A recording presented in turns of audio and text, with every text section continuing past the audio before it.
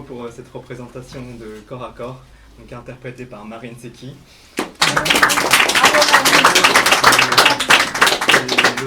Et du coup, Camille Pêche de la Close, c'est son prêt témoignage. Et mis en scène par Hugo Yamada.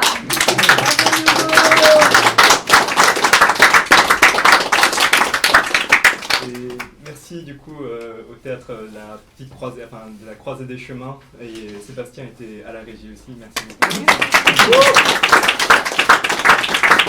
Et en dramaturgie c'était Eva Vigoureux et la musique c'était Romain Sol, et mon père Masayoshi Yamada fait la décoration aussi.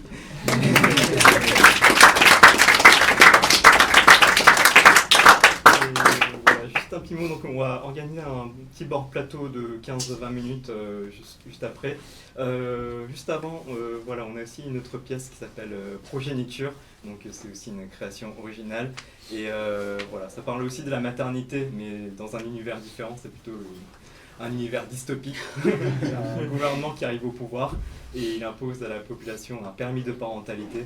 Donc on s'interroge comment les gens vont réagir face à cette... Elle est super la pièce. Ouais. Merci.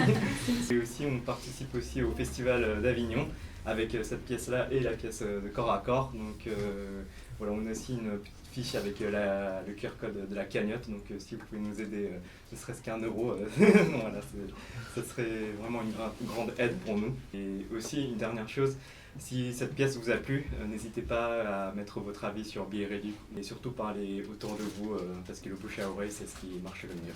Encore merci beaucoup.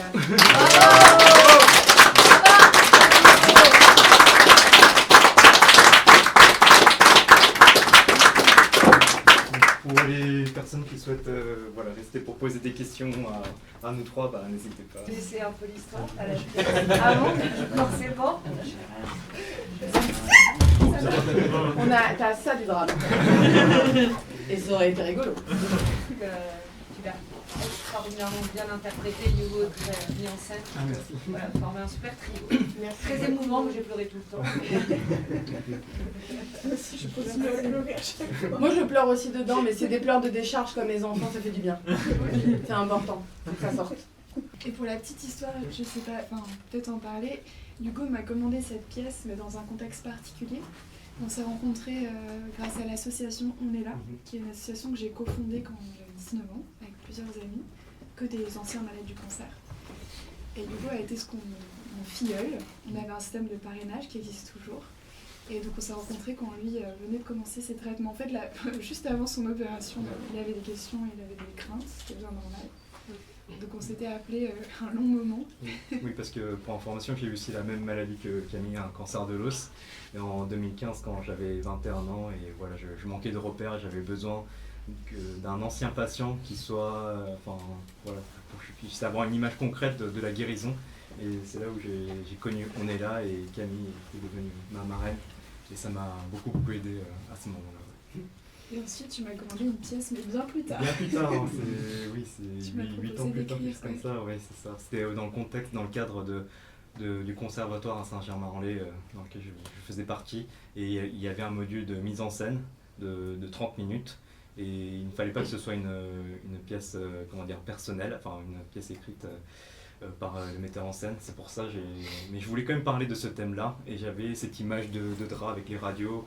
J'avais quand même des images assez concrètes que je voulais partager. Et est venue l'idée de faire la commande à Camille.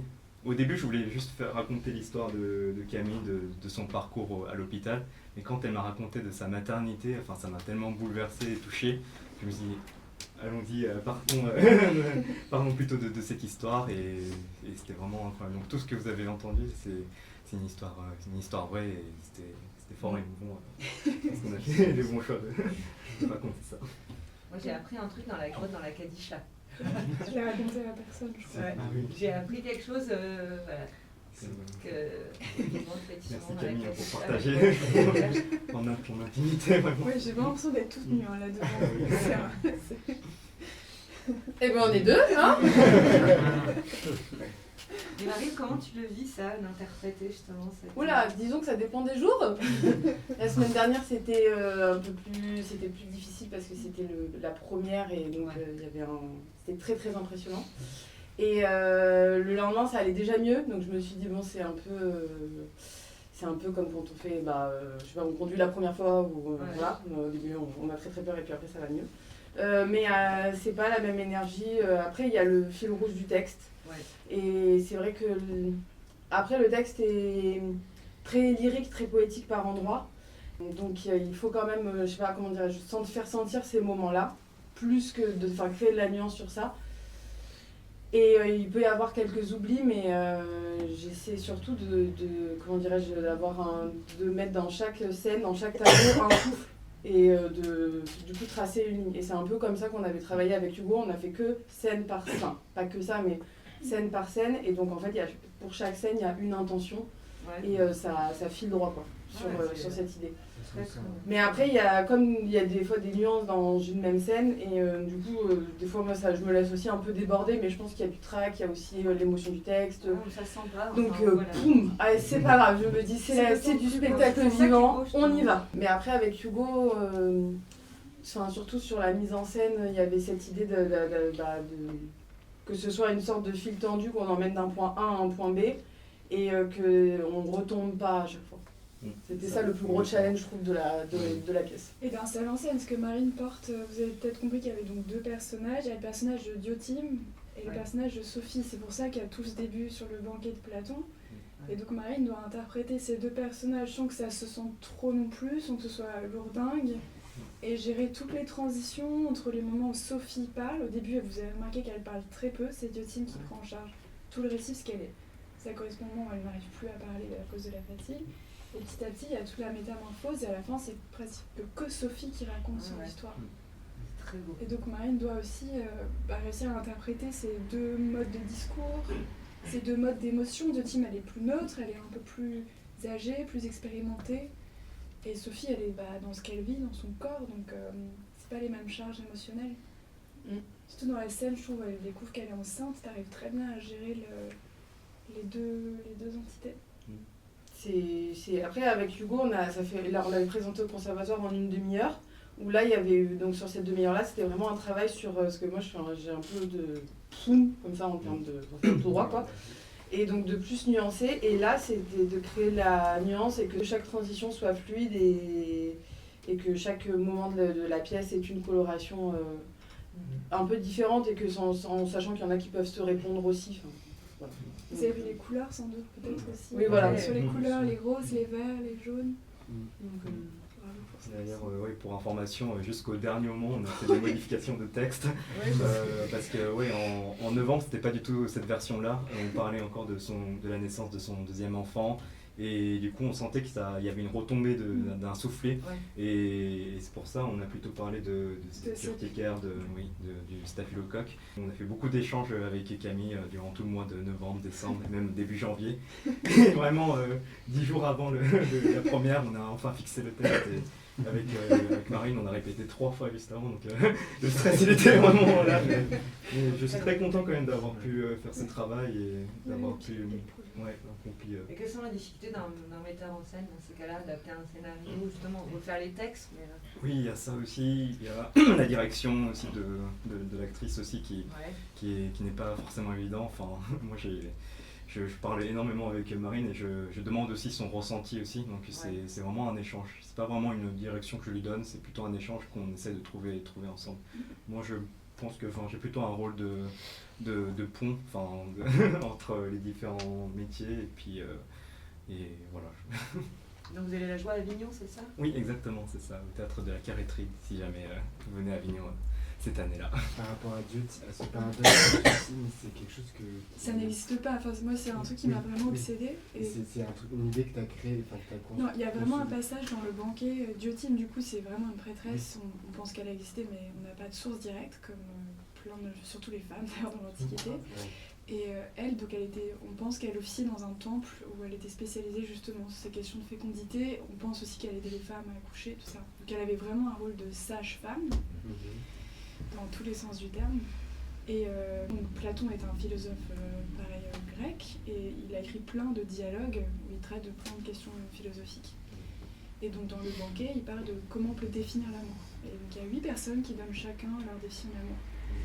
Et à la toute fin, C'est Diotima qui est la seule femme à apparaître dans un dialogue déjà de l'époque, en philosophie c'est rare, et dans un dialogue de Platon, qui dit une phrase qui m'avait vraiment très émue à 17 ans, mais à l'époque je ne comprenais pas pourquoi ça m'émouvait autant. Elle dit il y a deux façons d'enfanter dans la vie. Donc on enfante soit par la procréation naturelle, la reproduction, voilà, en ayant des enfants, soit en enfantant d'idées. Et dans les deux cas, c'est une même façon de se rapprocher de la beauté et donc de l'immortalité.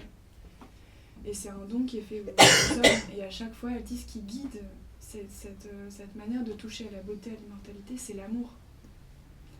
Et moi, j'avais trouvé ça très beau, et dans toutes les étapes aussi de ma vie de malade, puis de jeune femme amoureuse, et après de maman, et ensuite dans l'écriture, j'étais tout le temps guidée par cette idée-là qu'il y avait plein de façons d'enfanter, et que notamment quand on est malade, on a très peur de ce qu'on va laisser derrière soi. Surtout à 17 ans, on se dit mais j'ai rien eu le temps de vivre, quelle trace je vais laisser? Tout le monde est un peu obsédé par ça. Et du coup, cette pensée avait été une vraie consolation à l'époque, de me dire que finalement c'était pas si grave, qu'il y avait d'autres façons de toucher à une forme d'immortalité.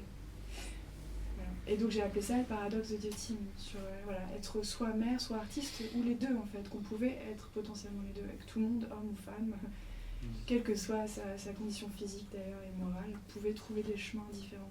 Et ça n'existe pas, on devrait peut-être le breveter. Vous avez joué dans des hôpitaux, à Curie, à Bergogne, Bergogne, justement. À Bergogne, ce serait bien que tu puisses Ouais. rejouer à Bergogne.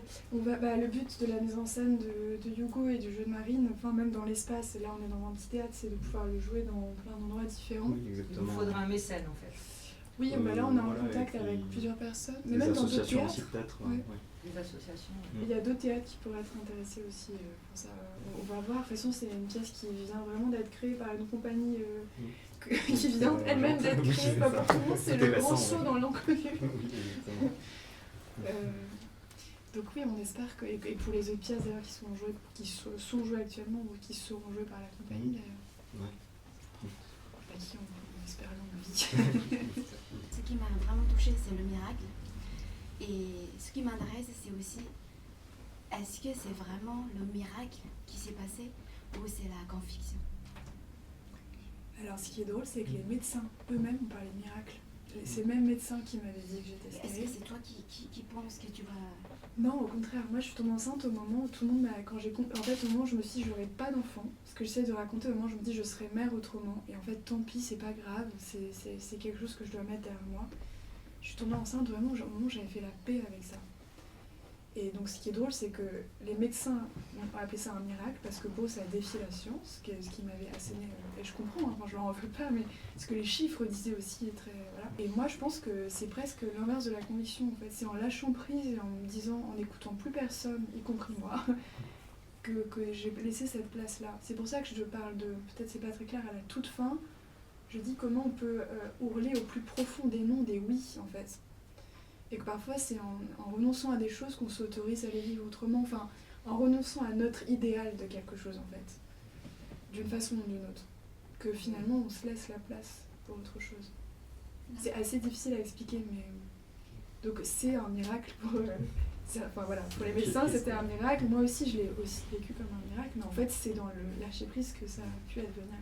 Et c'est ce qui arrive d'ailleurs les femmes qui pensent qu'elles sont stériles, qui ne vont pas pouvoir et qui commencent à vouloir adopter un enfant. Ouais, souvent, Et c'est quand elles ont l'enfant, elles tombent enceintes.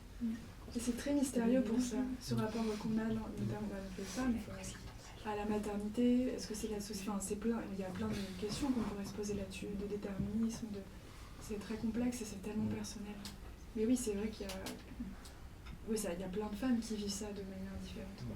Et le fait d'écrire sur quelque chose de personnel, est-ce que ça a été, à quel point ça a été facile ou alors compliqué Enfin, je sais pas à quel point, à partir de cette commande, comment ça se Parce que si Hugo n'avait pas été là, j'aurais jamais osé mettre à nu autant. Et Marine et Hugo m'ont dit, encore d'une fois, c'est les dernières modifications, tout ce que vous avez entendu au début de la pièce où la maladie est décrite de manière quasiment clinique, je l'avais pas mis par exemple, j'osais pas en fait être...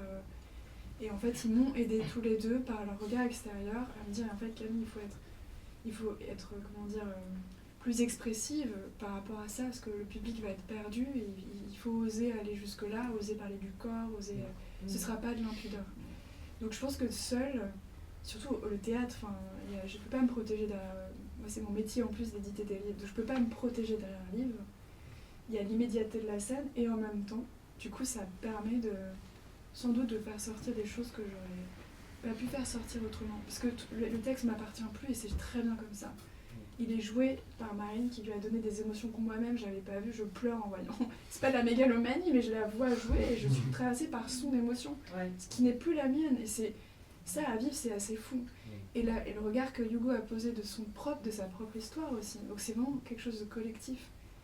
Du coup, je considère que j'ai mis beaucoup de moi, mais je suis tellement pas seule dans cette œuvre que quand je la regarde maintenant, je la regarde comme une œuvre en tant que telle, mais qui n'est plus moi. C'est vrai que dans la première version, tu ne parlais pas du tout de la maladie, donc on se demandait même est-ce que tu as eu un cancer de sein ou pas. Donc, là, une grippe, oui, c'était pas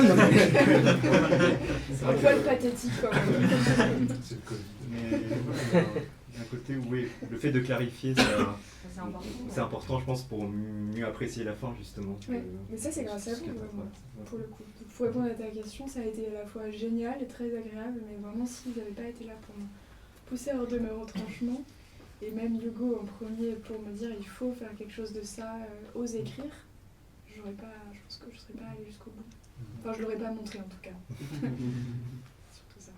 Et toi, Hugo, ça t'a par rapport aussi au fait que tu as été malade, comment tu as vécu ça aussi, le texte de Camille? Tu disais qu'il fallait remettre un peu la... Bah, c'est vrai ça que, qui t'a aussi... Après, c'est vrai que moi, ça fait aussi 10 ans que voilà, je suis en rémission, enfin guéri même. Oui, donc, ça, j'ai assez de recul par rapport à mon vécu. Et puis, c'est quand même un vécu aussi qui est très fort et qui va rester toute ma vie, c'est sûr. Mais voilà, j'ai eu assez de recul aussi par rapport au texte de Camille. Et j'ai senti les passages où ça pourrait me toucher, donc pourrait toucher aussi potentiellement les autres personnes. C'est ça qui est merveilleux, c'est la complémentarité que vous avez tous les deux. Je pense qu'on était vraiment complémentaires là-dessus. Les trois. Marine, elle arrive à composer avec tout ça, bravo. À la limite, c'est fou, vous déchargez Camille de toute son histoire, et vous la vivez, même dans vos gestes, il y a une souplesse, vous avez une souplesse dans la façon dont c'est une danseuse, hein. Ça se voit. Oui, mais je veux dire... Tu raton laveur de Paris. Non, mais la façon dont vous mouvez, avec une souplesse, comme un peu un chat ou n'importe, et vous portez, je pense que le soir, quand vous avez fini le soir, je pense que ça ne doit pas être évident. C'est un peu fatigant, mais c'était un des points aussi avec Hugo, c'était que, en fait, moi des fois je lui dis, mais là, je suis en carafe, c'est pas confortable, et du coup, de prendre le texte comme ça, en me disant, faut être aussi confortable, mais pas en pantoufles, mais être à l'aise pour justement mieux dire les choses, c'était aussi une composante importante. Et ça change toujours un peu, on négocie avec l'espace, on passera par là, on passera par-ci. C'est lourd à porter quand même, parce que vous déchargez Camille de son texte, en fait. C'est le principe de la théâtre, c'est ça qui est incroyable. Absolument. Elle met sa propre émotion, Oui, c'est pas, et j'aurais été incapable de le faire en plus. Surtout pas moi, je dirais. Même si j'avais été comédienne, je pense que et c'est très bien qu'elle soit d'autres choses. C'est pas possible de jouer ça. Sa propre pièce. Non, c'est pas possible. Et si on fait mal, donc c'est trop beau de le voir travers Marine. C'est édité, il y a un petit livret? Pas encore. Non. Moi, je pourrais m'en occuper plus. Oui, c'est pas la peine d'être triste. En tout cas, peut-être un jour. Vous n'avez pas fait d'enregistrement non plus? Audio, livre audio, ça aussi, on peut s'en occuper. Mais oui, avec la voix de Marine, c'est ce que je me suis dit là, parce que les passages avec les poèmes, je sais pas, moi c'est quelque chose que j'ai découvert, vous m'en aviez parlé pour la semaine dernière, et je trouve que c'est très beau. Et c'est une respiration à la pièce, notamment le long poème de la grossesse.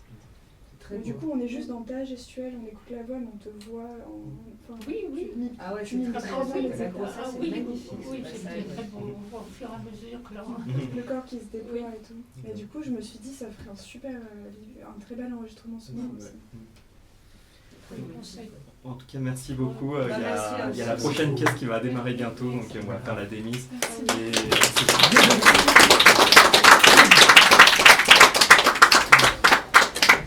On arrive dans... Marie. Merci Alex. Merci David, merci Stéphane, merci. Merci.